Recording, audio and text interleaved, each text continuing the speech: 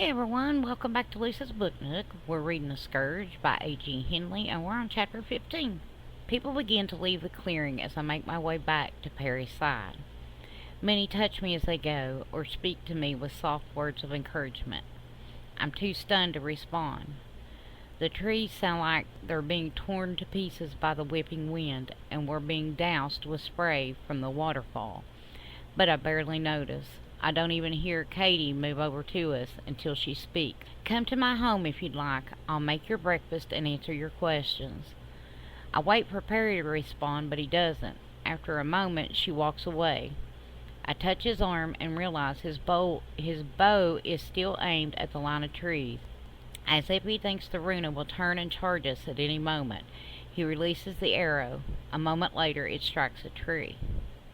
I can't believe it. I wouldn't have believed it if I didn't see them with my own eyes, he whispers.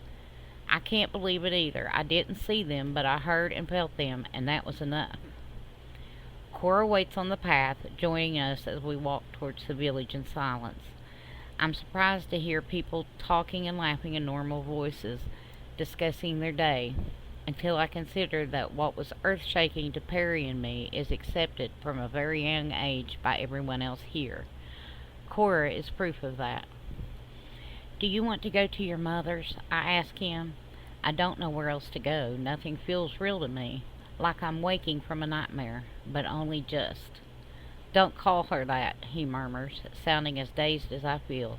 She doesn't deserve it. But that is her name, Cora says. What do you mean? He asks sharply. Mother is what Katie means in our language. Why would she be called that? Mama said it was because her son was all Katie talked about for so long when she came to Kokuna. Mama said she cried for weeks and weeks. Erika calls to Cora and she runs off. Perry doesn't speak again, but as we wander through the village, I realize he's leading us to Katie's home. She welcomes us in right away. The gentle warmth of the fire is a relief after the penetrating chill of the wind and the shock of what we learned. You have questions, Katie says as she puts a pot of water on the fire to boil. I wait for Perry to say something, but he stays silent. The water hole, I say. At home, it's been poisoned for years, so when we drink from it, it plays tricks with our minds. Is the scourge even dangerous at all? They can be. They aren't the horrific creatures the poison creates in your imagination, but they are still hungry and desperate. Like Wirram said, they must feed themselves, as we all must. They eat animals, usually raw, which only makes them sick, and they've been known to attack people too if they're starving. It's probably what led to the first reports that they consume human flesh. That explains the bite, the night I fell asleep in the forest. The creatures must have been hungry enough to take a bite and see if I fought back like a scavenger animal. Rosa's plea echoes through my head. Was she still human at that point, not yet consumed completely by the madness? What happens to their minds, I ask.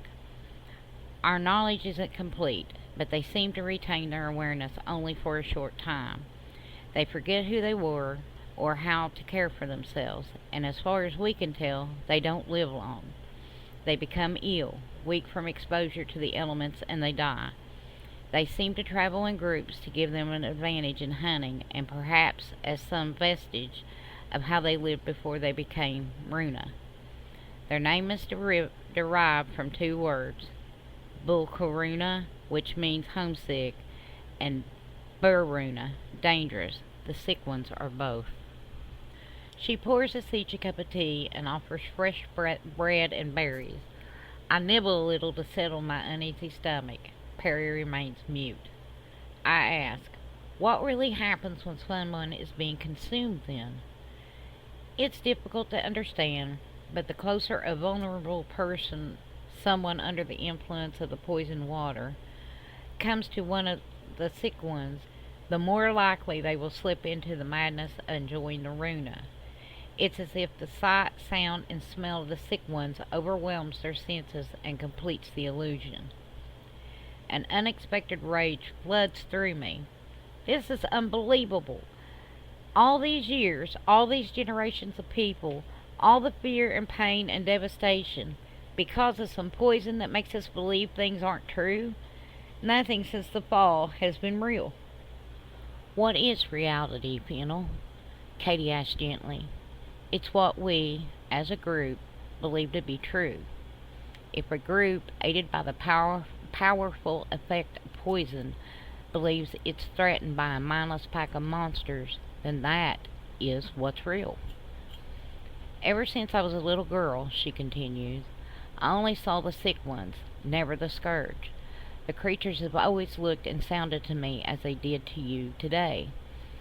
I was more frightened by the violent reactions they caused in others than I was of them. When I tried to tell my parents what I saw, they seemed wary, fearful. They told me not to speak of it, so I never did. But it didn't change what I experienced. It didn't change my reality. Perry grew still beside me as Katie spoke. Why are you different? I asked. Nerang says some people, very few, are unaffected by the poison. He doesn't know why or how. I only know I never saw them as monsters, and the divide between what I saw and what the others believed to be true only grew with the years. Perry, when you were young, the council sentenced me to a night on the ground. Do you remember? It's hard to forget your disappearing, he says coldly. I touch his arm. When she speaks again, Katie sounds like she's pleading for Perry to understand. I wandered for days, frightened and lost, until I found Kokuna. These people took me in and showed me for the first time that what I knew in my heart, but never revealed for fear of what others would think, was true. It was very hard to return home, but I couldn't be away from you any longer. I missed you terribly. Perry doesn't respond. I was eager to share my good news with our people, but my hopes were shattered when I told your father. He thought the time I spent on the ground had driven me mad. He said if I told anyone else, he would take you from me. So I tried to forget what I knew and to carry on with my life, even if it meant living a lie.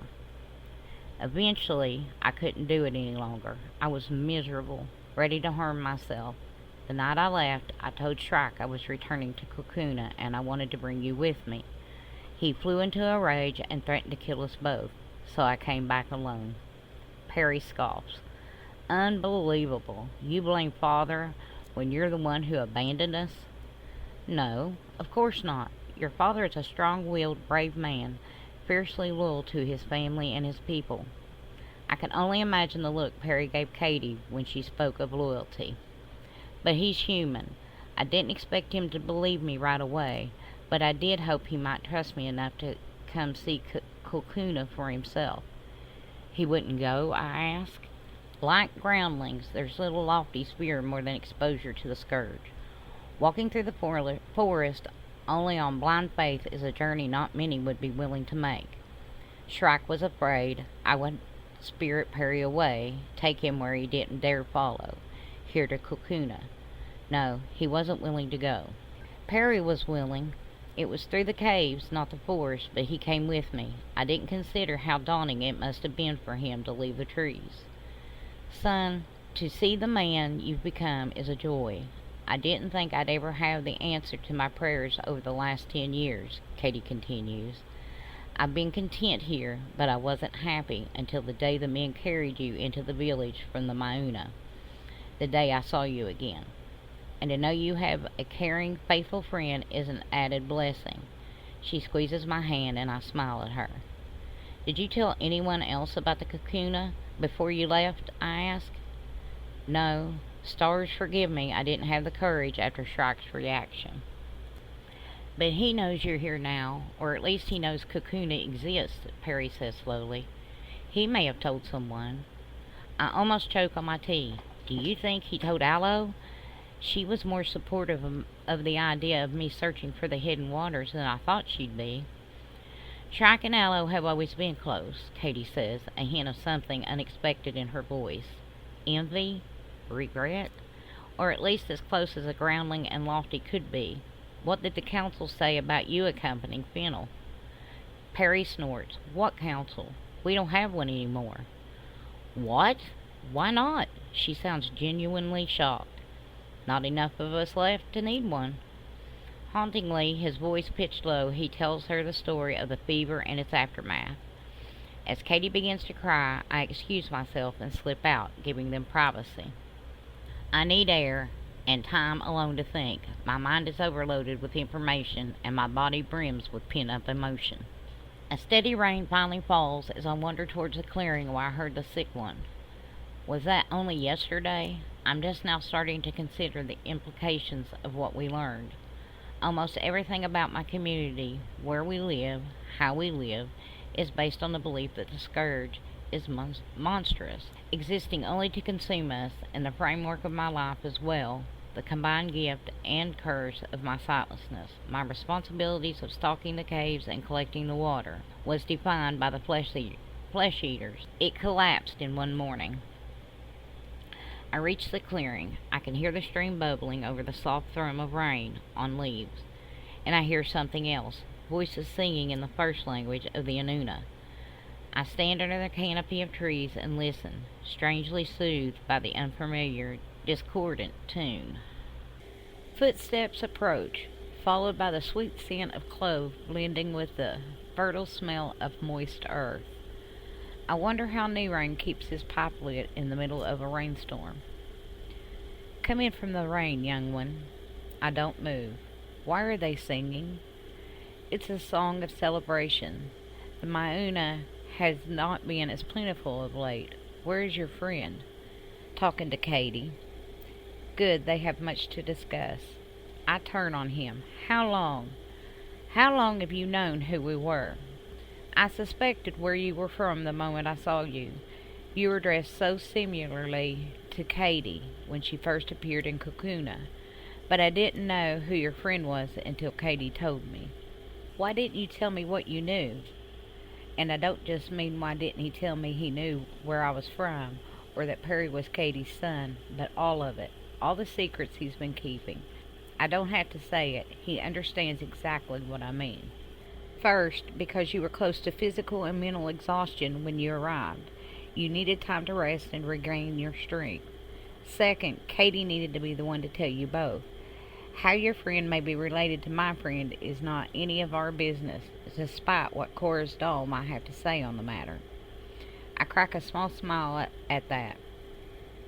And third, you weren't ready to hear it. You needed your strength, and you needed your friend to mend first.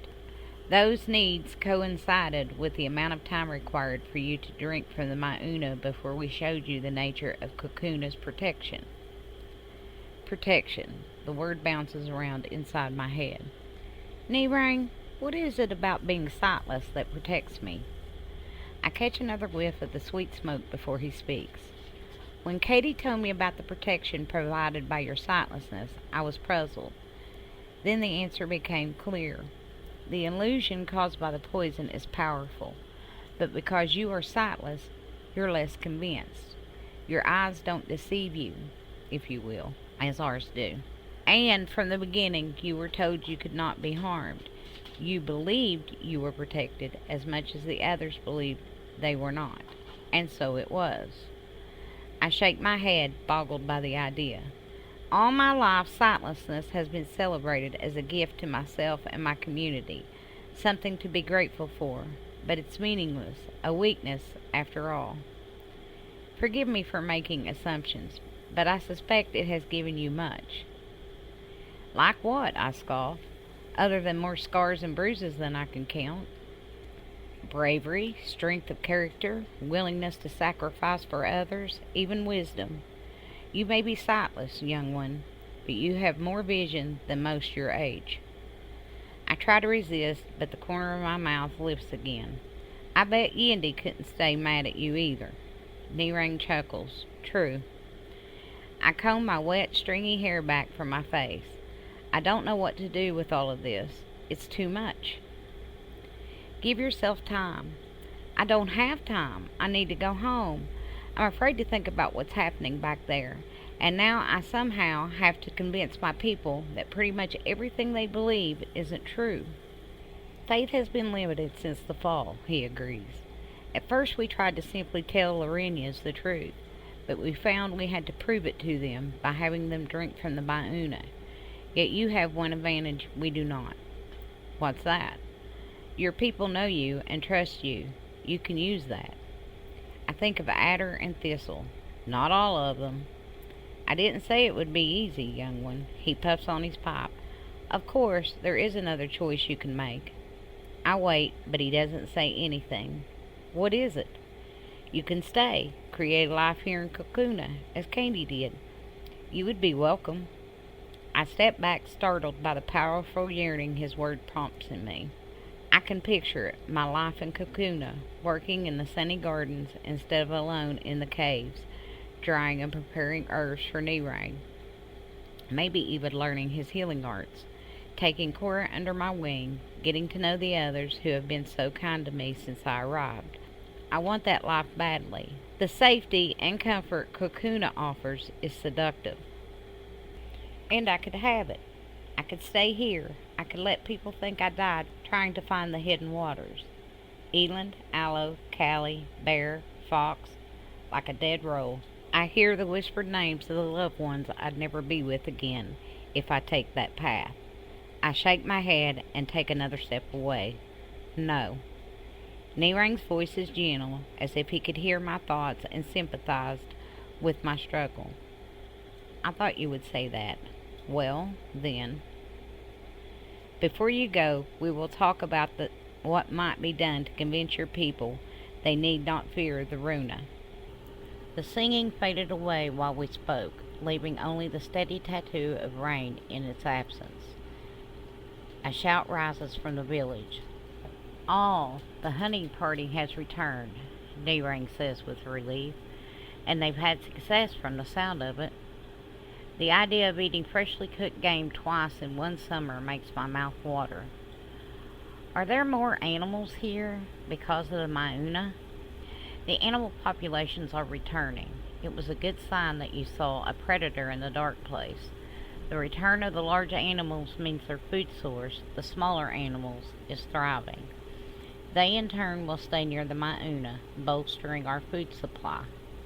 I think about the tiger, or whatever she was, and her babies and the dark, hopeless hours that followed, and I shiver. You said the Mauna hasn't been as plentiful. What happens if it dries up? It won't, as long as the rain stays, he says, but worry infuses his voice. I must go and see Canal. Would you like to meet him? Yes, I would, but later. As you wish. I hope you'll stay at least until the Feast of Deliverance. The moon is full in 2 days' time. He grunts. And it may take us 2 days to convince your pig-headed friend he's not strong enough to make the journey back with you yet. I sigh. I know. I could use my incense to drug him again, Nirang says thoughtfully, and I laugh. But hopefully it won't come to that. Until later, then. I turn my face to the sky. The rain is diminishing. The clouds have finally wrung themselves out. Individual drops join together and slip away down my nose and cheeks. I find the boulder I sat on before and curl up next to it, ignoring the chill. I sprint through the forest. Light leaps through the gaps in the trees, warming my head and shoulders, then vanishing the next moment. Birds encourage me from their perches. I've never run so freely, so fearlessly. I don't care where I'm going, I just run. The feeling is unforgettable. Finn. Perry's voice drifts through the trees. I slow my pace, listening for him.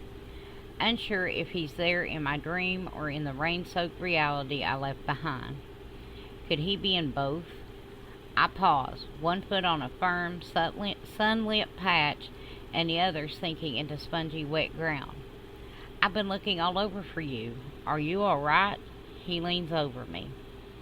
Yes, I mumble, but I stay still, reluctant to give up the powerful sense of freedom in my dream until I realize I can't feel my fingers or toes. Actually, I'm freezing. Let's get you inside. He pulls me to my feet and wraps his arms around my hunched shoulders. He leans heavily on his crutch as we walk. How are you? I ask. Okay, I guess. We both said things that needed to be said. He sounds less angry than I've heard him sound since he found out Katie was alive. My grandparents, her parents, died during the fever outbreak. All I have left is my grandmother Breeze, Shrike's mother. Did I tell you that? No, I'm sorry. So was Katie. He's quiet for a moment. I realized something. She left us, but she didn't really leave us behind. I consider again how I would feel if I stayed in Kakuna and never saw Aloe and Elin again. I can believe that. He leads me into his shelter and gets to work on the fire. I sink into the chair. I'm having a hard time believing any of it, he says, if I hadn't seen the way the creatures looked. They sounded pitiful. I wanted to help them. Yeah, he grumbles, I wasn't too happy when you touched that one. I shrink from the memory of its cadaverous skin under my hand. Where are the Runa now? How do they survive without shelter, extra clothes, a fire? No wonder they don't live very long. If you want to change, he says, your pack is there on the bed. I brought it over, in case you needed anything. I pull a cloth out to dry myself, and the extra dress Katie gave me, but I can't change with Perry 3 paces away. So I hunch in a chair and listen to him work. He hoots in triumph as flames finally pop and hisses into existence. Then he seems to notice my dilemma. Change. I'll go outside. I dry off and pull Katie's dress on quickly, then call him back in. I can turn my back if you want to change, I tell him. That's not necessary. He sounds amused. His soggy shirt falls to the floor, and I assume his pants are next. The heat from the fire is suddenly stifling. I shuffle things around inside my pack, trying to look unfazed. But who am I kidding? Every sliver of my attention is focused on him. What's that? He asks. I realize I'm gripping Perry's knife, the little bird he carved, and the rabbit foot. They were all rolled up in the fabric remnant Bear gave me. I crumple the cloth Bear in my hand to hide it and hold his knife out to him instead. Here, I took this out of your pack when we left the caves. He takes it from me. Thanks. I've been missing it, and now I can finish your bird. Is that the foot of a rabbit? It's supposed to be for good luck. A friend gave it to me. He plucks the fabric from my hand. And this? It looks like a fleshy. I shrug. Sewing isn't exactly a talent of mine. It's an animal, a bear. I wonder if he remembers Bear was the name of the friend he saw kissing me. From his silence, I'm fairly sure he does. He hands it back, and I shove it into my pack. Our women wear the carved birds on leather ties around their necks, he says. I can make a cord for yours if you want. I finger the little carving, then hand it to him too. Thank you. I'd like that. We warm our dinner and sit down to eat. There's a new silence between us that's uncomfortable, but not awkward. It's not like we don't have anything to say, more like we're bursting to say things we know we shouldn't. I push the food around my plate. It's hard to eat with nervous tension, like a grasping hand in my gut. Your hair's still wet, Perry says. Come over by the fire and let me dry it. I scoot closer and turn my back to the flames. He sits to my side and picks up handfuls of hair, gently combing his fingers through the damp tangles. He takes his time, working his hand through each section until it dries.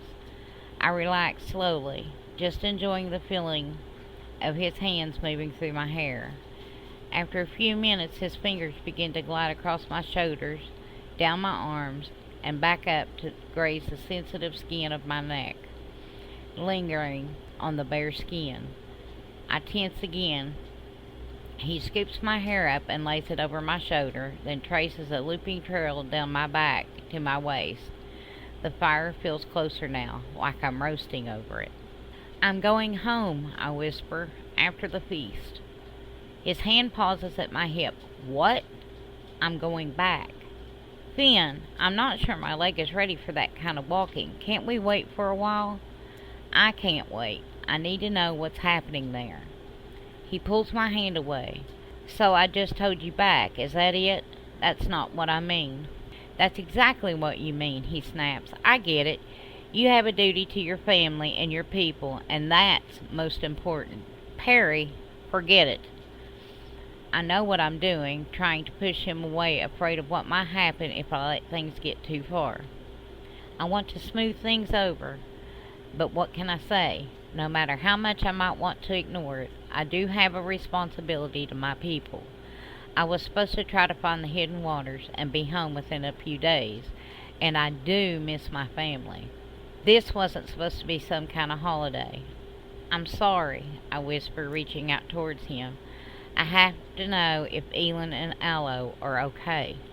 He exhales slowly and slides his finger along a particularly deep scar on my hand. "Your commitment to your people and your duty. It's one of those things I admire about you. I don't expect you to change now." My willpower falters. I lean forward and touch my forehead to his, breathing in his sweet scent. "Why did you have to be so great? I'm supposed to hate you." He chuckles in a throaty way that does nothing to dispel the fire raging inside me. "I'll try to be hateful in the future." He pulls his bedroll down from his bed and wraps us up in it, curling his body around mine again. I hear his breath quicken, but he doesn't touch me further. I'm relieved and disappointed. A part of me wants to roll over and face him, let things lead where they may.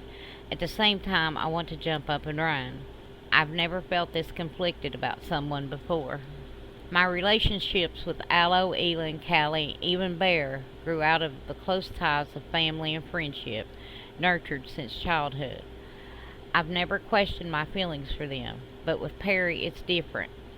We were thrown together. I didn't expect to have anything with him at all, apart from the distant relationship of water bearer and keeper. The intensity of our bond confounds me. I can't deny I have strong feelings for him, but I'm holding back, resisting the growing intimacy. If I let go of my heart, give myself over to him, what will we do when we go back? No Groundling and Lofty ever made a life together. There's no precedent for it. What would our families say? What would the three do? Where would we even live? I wish I could say it didn't matter to me, but it does. I care for him, but I care about my family and my people too. So I do nothing, snared in the miserable tangle of desire and caution, longing and fear. Alright, that's the end of chapter 15. I'll get it uploaded and I'll talk to you the next time. Bye bye for now.